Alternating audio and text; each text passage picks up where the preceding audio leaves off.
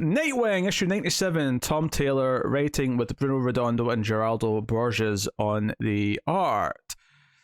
So, this issue is all about the protection of Maroni, who doesn't want to talk to the police, but when he finds out that Blockbuster had all these secrets on him and that the criminal underworld is going to find out about all of his nasty secrets anyway, he probably might as well talk to the police. And because of that, all the criminal underworld are after him to take him out. So there's a lot of good world building stuff here early on with referencing the fact that previous guy got shot in the police station because there's a lot of corrupt cops and things like that. So who does the mayor bring in?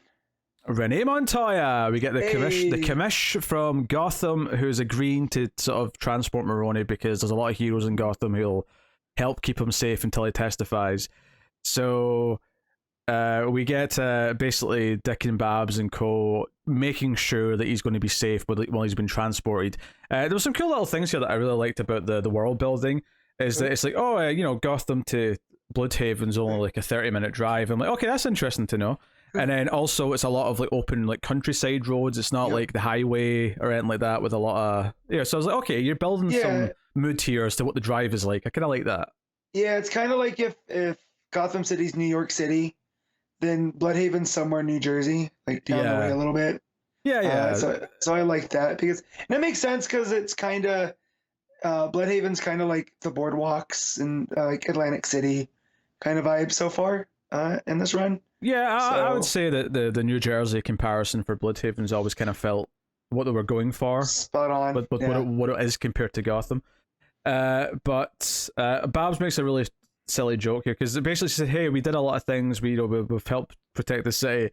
And Nightwing's like, Heartless is still out there. In fact, he killed Blockbuster, and it's kind of a shame that, instead of justice, like, this is just going to create a gap for other people to come in.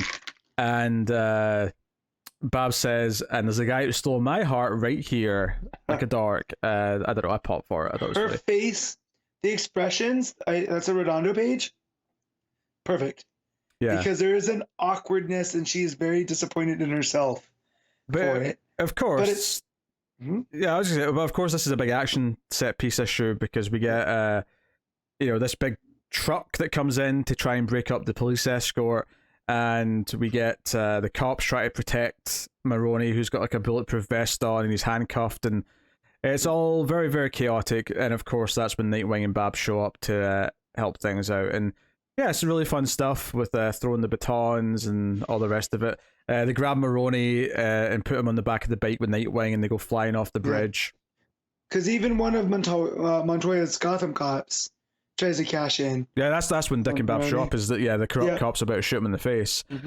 Really just thrilling stuff. There's a lot of momentum once we get onto this road stuff where they're driving. And then they go into the woods, and they end up after a little bit of fighting with some of the goons. At one of Batman's hideouts. He's got a few in this forest that's between Bloodhaven and Gotham. Very convenient for our characters here, but it makes sense.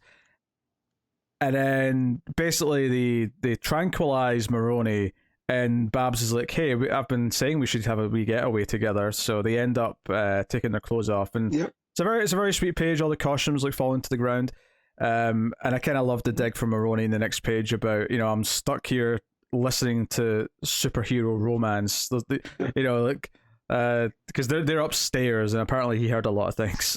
His tranquilizers only last 3 hours, and this place has thin ceilings. Which is really funny because that implies that they were having sex for quite some time. More than 3 hours. Yeah. And he goes, I've never thought about superheroes in relationships. And then just Babs, really? You must not spend too much time on the internet. So it's a snappy dialogue that Taylor really nails. A little meta joke there about dweebs on the internet talking about superheroes hooking up. And then there's a taxi cab outside with like, that's weird. How did that get there? So I really enjoyed this issue. A lot of fun action with the big set pieces of protecting Maroni. Good momentum. The art is very pretty. And even just the general stuff at the start about, talking about the police corruption and how Blockbuster dying like this is actually, a bad thing in the sense that it's going to create this vacuum for more people. In fact, the arc is called The Vacuum.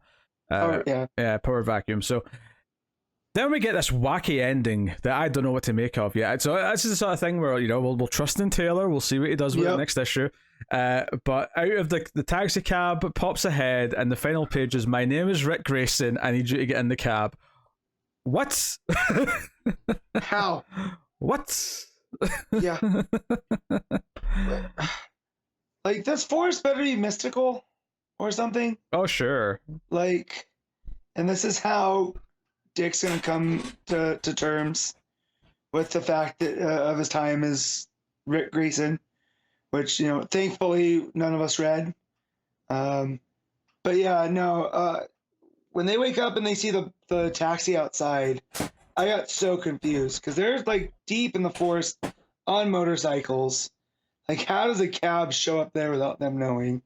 And this is something, it's not just Dick seeing this, Bab sees this too. Yeah. So this is not in his head. This is not some weird psychological thing. Yeah. I wonder if this turns out to be a villain who can create hallucinations or can create, you know, fake things or constructs or whatever you want to call it. Maybe magic, something, Yeah, some magic, perhaps. This night might get even weirder for the next one. So, yeah, who knows? It's comics, anything, you know. But yeah, I trust in Taylor.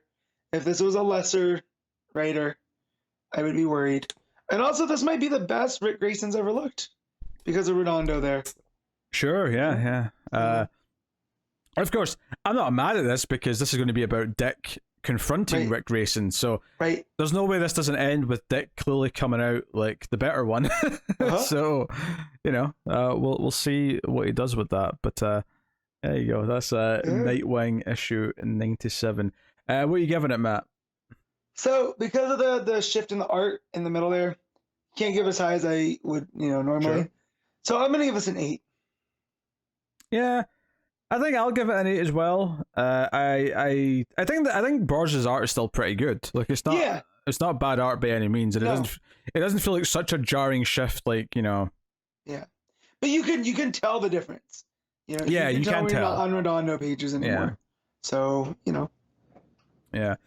So yeah, and I wonder if that's just because issue 100's coming up. Maybe need some help to stay on target and stuff. A little relief. Yeah.